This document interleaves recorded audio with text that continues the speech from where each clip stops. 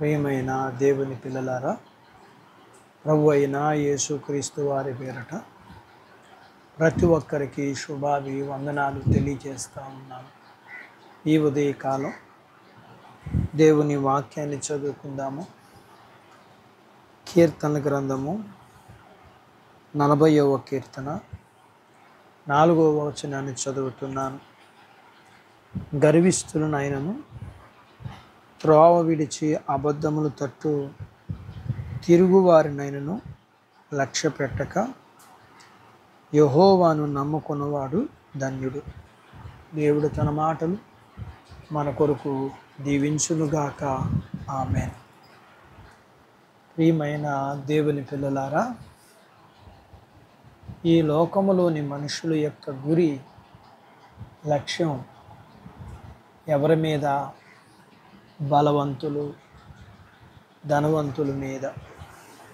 అయితే దేవుని బిడ్డల యొక్క గురి, లక్ష్యం దేవుని వైపు ఉండాలి కదా.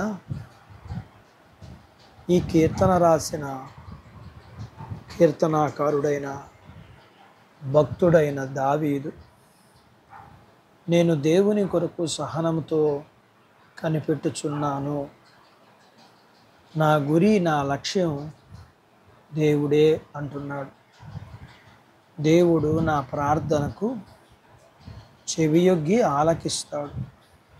నేనైతే నాశనమయ్యే గుంటలో పడకుండా, జిగటగల దొంగ ఊబిలో పడకుండా నన్ను కాపాడుతాడు అని అంటున్నాడు. నేను దేవుని యందు భయభక్తులు కలిగి ఆయన యందు నమ్మక ఉంచే బాధ్యత ఇచ్చాడు అంటున్నాడు. దేవుడికి నా ఎడల ఉన్న తలంపులు ఉన్నతమైనవి. అంతేగాక నా ఎడల ఆయన ప్రణాళిక, ఆయన ఆశీర్వాదాలు, ఆయన మేలులు, ఆయన కార్యాలు లెక్కలేనివి కదా అని అంటున్నాడు. దేవుడు నా ఎడల జరిగించిన ఆశ్చర్య కార్యాలు ఎన్నో కదా. దేవుడు గొప్పవాడు. నన్ను ఆయన బలులైనను నైవేద్యములైనను కోరటలేదు. ఆయన నన్ను దహన బలులను పాప పరిహారార్థ బలులైనను కోరటం లేదు.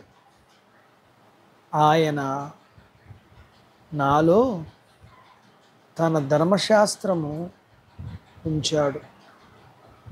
నేను ఆయన చిత్తం నెరవేర్చుట నాకు సంతోషంగా ఇచ్చాడు.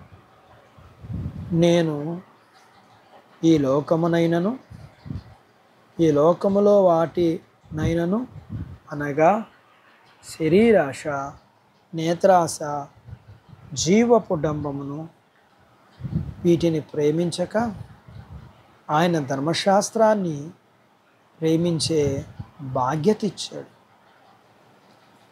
లేఖనం ఇలా సెలవిస్తుంది కదా. హెబ్రీయులకు రాసిన పత్రిక 12వ అధ్యాయం 1వ వచనం, ఇంత గొప్ప సాక్షి సమూహం మేఘము వలె మనల్ని ఆవరించినందున మనము కూడా ప్రతి భారము, సులువుగా చిక్కులు పెట్టు పాపమును విడిచిపెట్టి విశ్వాసమును కర్తయు దానిని కొనసాగించువాడైన యేసు వైపు చూచుచు మనెదట ఉంచబడిన పందెములో ఓపికతో పరిగెత్తడానికి దేవుడు మనకి సహాయం చేస్తాడు. అట్టి బాధ్యత దేవుడు మనకు అనుగ్రహించునుగాక. ఆమేన్. దేవుడు తన మాటలు మన కొరకు దీవించునుగాక. ఆమేన్. ప్రార్థించుకుందాం. మమ్మల్ని మిక్కిలిగా ప్రేమించిన మా ప్రియ పరలోకపు తండ్రి, మీ పరిశుద్ధ నామమును బట్టి మీకు వందనాలు. వాక్యం విన్న మీ పిల్లలు దావీదు వలె మిమ్మును గురిగా పెట్టుకుని జీవిస్తూ మిమ్మును బట్టి మీ చిత్తాన్ని నెరవేర్చటాన్ని బట్టి సంతోషించే వారిగా ఉండగలగటానికి మీ వైపు మీ మీద గురి పెట్టుకుని జీవించగలగటానికి మీ పిల్లలకు మీరు సహాయం చేయమని, వీరిని వీరి కుటుంబీకుల్ని, చిన్న బిడ్డలను, యవనస్తులను వారి చదువుల్లో, ఉద్యోగాల్లో, ఆరోగ్యాల్లో, వివాహాల్లో, గర్భఫలం విషయంలోను, ప్రసూతి విషయాల్లో, ప్రసూతి అయిన వారికి ఆరోగ్య విషయాల్లోను, స్త్రీ పురుషులు చేసుకుంటున్న జీవనాధిపతులు, వృద్ధాప్యంలో ఉన్న వారికి ఆరోగ్యమును, వారి పొలాల్ని, పశువుల్ని దీవించమని, ఎండ నుంచి ప్రతి వారిని భద్రపరిచి మాకు కావలసిన విస్తారమైన వర్షాలను మీరు ఇమ్మని, వాక్యం విన్న మీ పిల్లలందరినీ, నాతో పాటు ప్రార్థనలో ఏకీభవించిన వారందరినీ మీరు దీవించమని యేసు ప్రభు వారి పేరట ప్రార్థిస్తున్నాము తండ్రి. ఆమేన్.